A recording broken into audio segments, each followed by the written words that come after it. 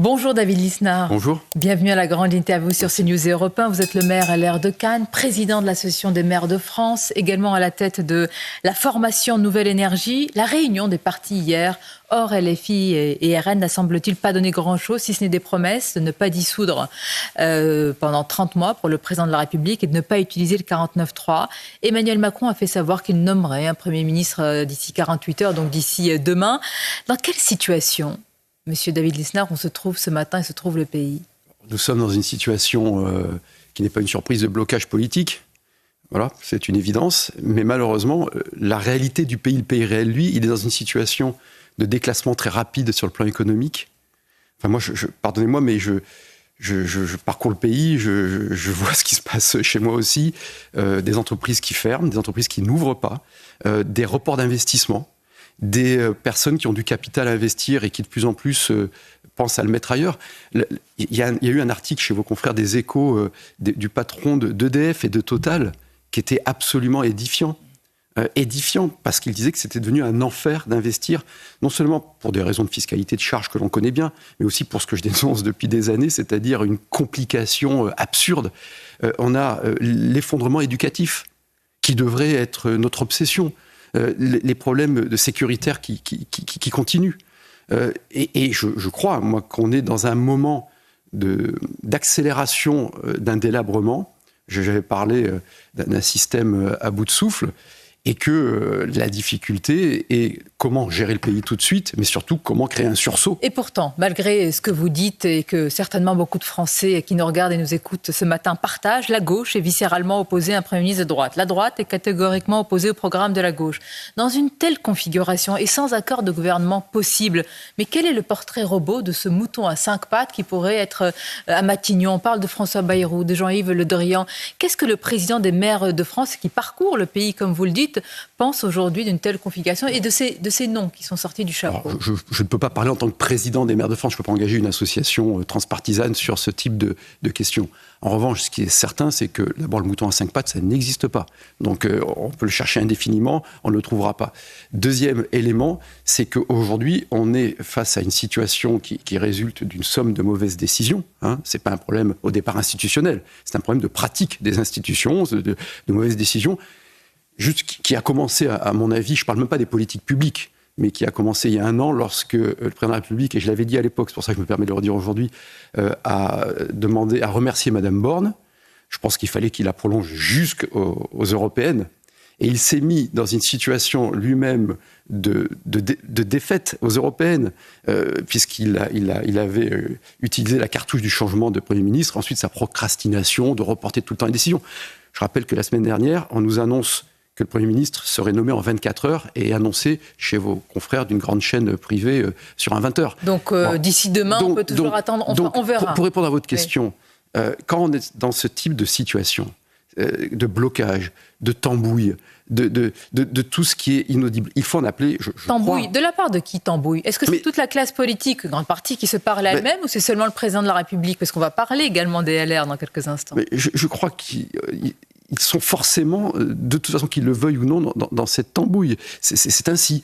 Et la seule solution, c'est ce que j'avais essayé de proposer au mois de juillet, je l'avais écrit par un communiqué et proposé au président de la République, c'est de partir de 4-5 mesures parce qu'il y a urgence pour la France et d'essayer, pourquoi pas, d'en appeler au peuple par le référendum. Mais qui serait d'accord? Je vous dis très concrètement, si demain il y a un gouvernement inspiré peu ou prou par Marine Tondelier, que diriez-vous? Pourquoi vous êtes d'accord? Mais sur quoi? Quelles sont les 4 ou 5 mesures sur lesquelles vous serez d'accord? C'est pas pensable. C'est pourquoi je dis que depuis le début... Y a-t-il une solution en réalité? Je crois qu'il faut peut-être raisonner un peu différemment et renverser la problématique. C'est-à-dire qu'aujourd'hui, on a une urgence économique et sociale. On crée de moins en moins de richesses. On a un système social qui explose et ce qui est lié aussi à l'immigration. On sait très bien qu'aujourd'hui, on ne maîtrise pas le flux migratoire et qu'on doit avoir une immigration économique. Mais aujourd'hui, ce n'est pas une immigration économique. Il y a un taux de chômage bien plus élevé chez les immigrés. Le diagnostic. Récents. Oui, mais c'est très important de le dire. Et ce que je puis vous dire, c'est que ce diagnostic et les solutions y apportées, qui sont des solutions concrètes, réelles, sont très partagées dans le pays réel. Qu'il y a une énorme différence entre... Et pourquoi c'est possible? Mais à l'Assemblée, ce n'est pas partagé. Or, le président doit tenir compte de cette... Sauf que vous ne dirigez pas un pays que par du législatif. Mais comment vous faites si vous êtes censuré demain ? Alors la censure, d'abord, elle n'arrive que sur quelques textes. C'est pour ça que le bon côté de la période, c'est que ça peut permettre de moins légiférer, d'avoir des lois moins bavardes. Ça, c'est le bon côté. Et deuxièmement, il y a je crois, des référendums à prononcer. Il faut une politique de changement, de rupture. Je pense que le pays réel, lui, est tout à fait en phase avec cela. C'est ce que je constate, moi. C'est la grande différence entre les débats qu'on entend ici ou là sur les plateaux et la réalité des aspirations des gens qui transcendent les clivages. Alors, le pays réel, justement, il est aussi incarné par les 11 millions, un peu plus, d'électeurs de Marine Le Pen. Est-ce que vous trouvez que c'est normal, que ce soit d'ailleurs d'exclure LFI ou RN et de dire, et apparemment c'est le seul accord trouvé hier lors de cette réunion des partis, on met de côté, on ne veut plus que le RN soit au centre du jeu?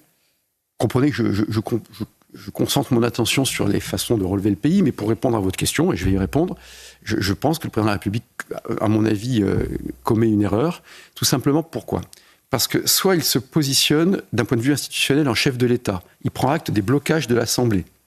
Et on pourrait quand même revenir sur les conditions du départ de Michel Barnier, c'est-à-dire une Assemblée il y a eu l'alliance du conformisme des technocrates de Bercy avec un budget qui était un budget récessif, qui n'aurait fait qu'accentuer les problèmes de compte public, et des arrière-pensées politiciennes de gens qui qui étaient heureux d'avoir planté un gouvernement pour garantir l'indexation des retraites, pour flatter une clientèle électorale, alors qu'on sait très bien que la moitié de l'augmentation de la dette, elle vient des retraites, et qu'on ne peut pas continuer à indexer les retraites. On va en parler. Mais personne n'ose le dire. Moi, j'ose le dire. Voilà. Et je pense que les retraités, notamment de ceux qui ont des retraites importantes. Donc, j'en reviens à ce que je vous disais.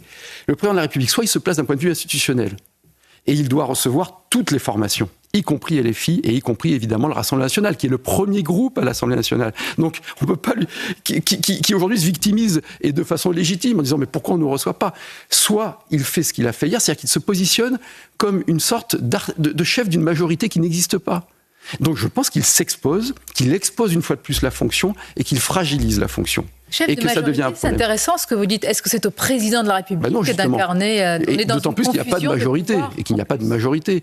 Alors je pense qu'il essaie de faire voler en éclats l'union entre les socialistes et une gauche et LFI, et ça peut être assez louable d'un point de vue tacticien. Mais les enjeux du pays ne sont pas là. Les enjeux du pays, c'est comment, moi, père de famille, quand mes filles sortent le soir, j'ai plus la trouille qu'elles sortent. Comment, à un moment donné, si quelqu'un doit aller à l'hôpital, ils se disent pas je vais rester 20 heures sur un brancard, dans le pays qui a le record du monde de la dépense publique. On partage ce que vous dites, mais est-ce que votre famille politique y pense également ? C'est une famille aujourd'hui où personne ne semble faire confiance à personne, où les ambitions en vue de 2027 s'entrechoquent, où certains mettent plus d'énergie à barrer la route à Bruno Retailleau, à Beauvau qu'à l'aider. Franchement, n'est-il pas temps, eu égard à ce que vous dites, de siffler la fin de la partie ? Ce qui est certain d'abord, c'est que Bruno Retailleau fait un formidable ministre de l'Intérieur. J'espère qu'il pourra continuer le travail qu'il a amorcé.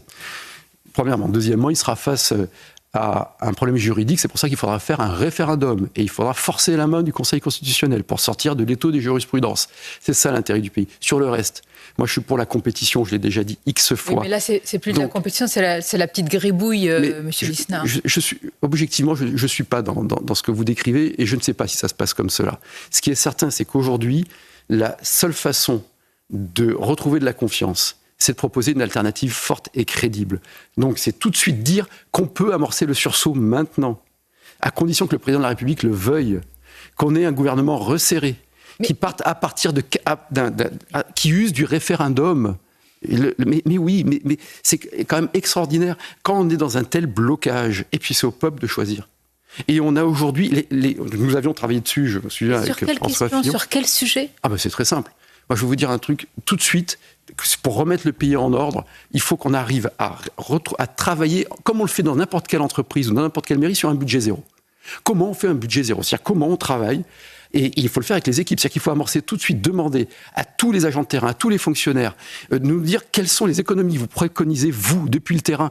Parce que toute la journée, moi, j'ai des fonctionnaires qui me disent on en a marre du gaspillage. Mais c'est du bon sens. Les députés de gauche, du RN... C'est la révolution du bon sens. Mais monsieur Lissin, je suis d'accord. Mais tout ne passe pas par le Parlement.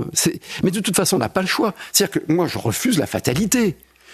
L'enjeu aujourd'hui, il est de redresser le pays. Comment voulez-vous accepter de voir notre pays en permanence osciller entre le drame et la médiocrité ? c'est pas de moi, c'est de Gaulle en 58. Donc, voilà. la Donc France nous ne peut sommes pas à un attendre 30 moment mois. comme en 58. Alors soit on laisse le pays s'enfoncer, D'accord, mais on ne qui est dit pas la vérité aux Monsieur gens. Lisnard, qui est ce De Gaulle aujourd'hui? Mais le De Gaulle, c'est un sursaut civique. Le général De Gaulle n'est plus là et de toute façon, on a changé d'époque.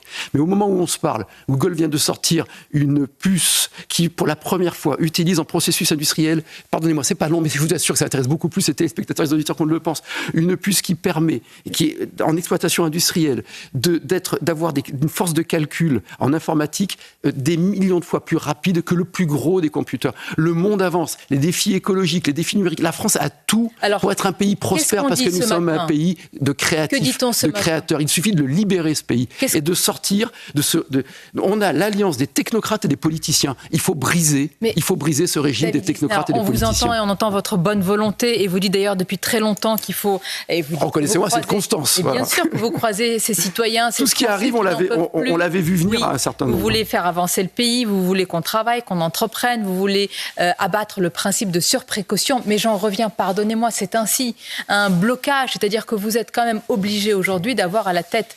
un chef de gouvernement.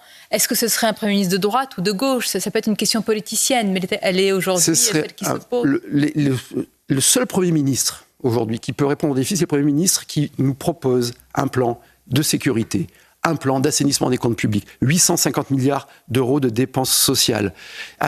On n'a jamais autant eu de SDF dans nos rues. Pourquoi? Parce qu'il y a des dizaines d'aides. Il y a un gaspillage énorme.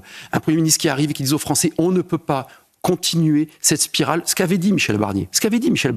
Sauf qu'il y apporte une réponse, il avait apporté une réponse de Bercy de ce que j'ai appelé les petits hommes gris, c'est un peu péjoratif, mais tout le monde voit à quoi je fais allusion. Donc un grand projet d'assainissement des comptes publics, les gens sont capables de comprendre que chacun peut faire des efforts, si c'est pour l'avenir du pays et pour nos enfants. Donc quelqu'un peut venir dire, pardonnez-moi, c'est un peu du sang et des larmes, vous allez tous faire des efforts. C'est de l'espoir. C'est pas du sang et des larmes, c'est un effort. Quand vous faites du sport, c'est dur, vous souffrez, vous transpirez. Pourquoi vous vous forcez à avoir cette douleur? Parce qu'après, vous progressez, vous êtes meilleur. Eh bien, notre pays aujourd'hui, et qu'il faut qu'il sorte de la drogue de la dépense publique, de l'accoutumance à la facilité. Et contrairement à ce que beaucoup croient sur les plateaux, à ce que beaucoup de politiciens croient, beaucoup de Français ont cette maturité-là. Ils sont capables de faire des efforts si c'est utile à la nation, à leurs enfants, à leurs petits-enfants. Vous dénoncez 40 ans de budget social-étatisme, de bouillie de Bercy. On comprend peut-être et certainement qu'une majorité de Français seraient d'accord sur le diagnostic. J'en suis archi convaincu. Alors pourquoi ce blocage? Pourquoi ce blocage? Parce qu'on a une classe politique qui est technocratique, qui est recroquevillée dans des schémas de pensée anciens. Le plus dur, c'est pas de faire gagner les idées nouvelles, c'est d'échapper aux idées anciennes. Et donc qu'aujourd'hui, ce monde-là, il y a eu des moments dans l'histoire de France, on est à un moment comme en 58, comme en 1848. La seule préoccupation, c'est d'éviter la violence. Le pays est bloqué. Il y a un risque aujourd'hui? Oui, bien sûr qu'il y a un risque de violence. D'étincelles? De frustration, de personnes qui ont l'impression de toujours travailler plus pour ceux qui ne travaillent pas. Il y a une énorme frustration sociale. C'est une réalité.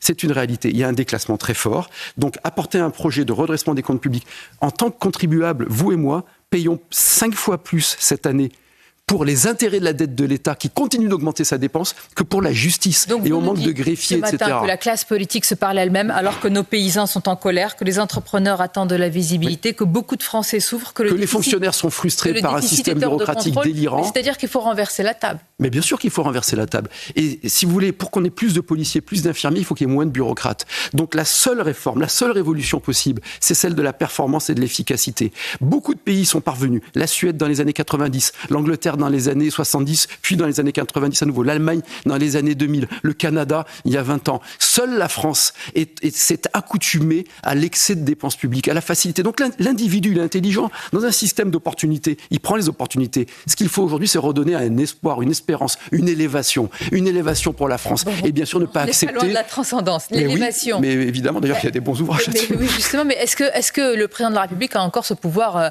un peu, cette sacralité autour de lui, cette petite musique de la démission, mais je vous la pose très sérieusement, monsieur Lisnard, et pas par une volonté, comme certains, de faire tomber le président de la République, c'est-à-dire, est-ce qu'à un moment, si véritablement il y a un blocage, si tous ces Français dont vous parlez, qui nous regardent, qui nous écoutent, ne trouvent pas de solution, est-ce que vous dites, eh bien, nous arriverons à cela? Contrairement à ce que dit LFI, la destitution ou la démission du président aujourd'hui serait il ne le dit pas ainsi, parce que je les connais et je les écoute.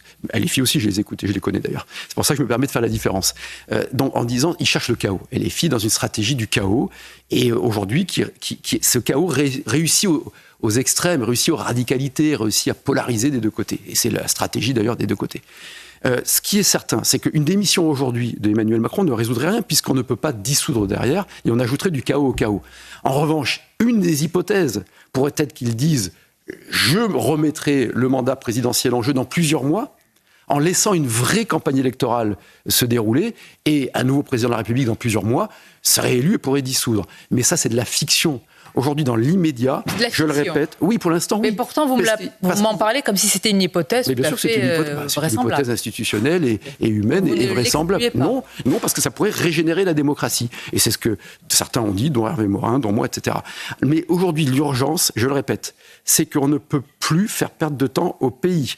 Il faut réduire la dépense publique. Il faut recréer de la croissance par l'optimisation. Alors, c'est des mots qui paraissent abstraits, c'est très concret. On peut retrouver une ambition nationale en nous appuyant sur le peuple. Je suis sidéré que personne ne propose des référendums. Nous, à Nouvelle Énergie, on les a préparés, ces référendums, et on est prêt à les mettre en œuvre. Avec force, on vous a entendu, David Lisnard. Je voudrais conclure rapidement, mais c'est très important. Non, ne me demandez pas d'être un rafistoleur. Voilà. En revanche, si on peut apporter un peu d'espoir, je crois que c'est le moment de le faire. On aimerait bien lui apporter à Boualem Sansal, dont on parle de moins en moins, toujours incarcéré en Algérie. Vous avez des contacts, c'est quelqu'un que vous connaissez, notamment avec son avocat. Il faut espérer que la France œuvre aussi sans gouvernement. Enfin, ça passe par des canaux autres que les gouvernements diplomatiques. Que pouvez-vous nous dire sur le cas D'abord, il faut être absolument convaincu de la nécessité d'en parler. Ouais. Voilà. Quand on voit que les hésitations, les tergiversations, les ambiguïtés d'une organisation telle Amnesty International qui a perdu en dignité une fois de plus, on peut se poser la question. Pourquoi ? C'est un compatriote.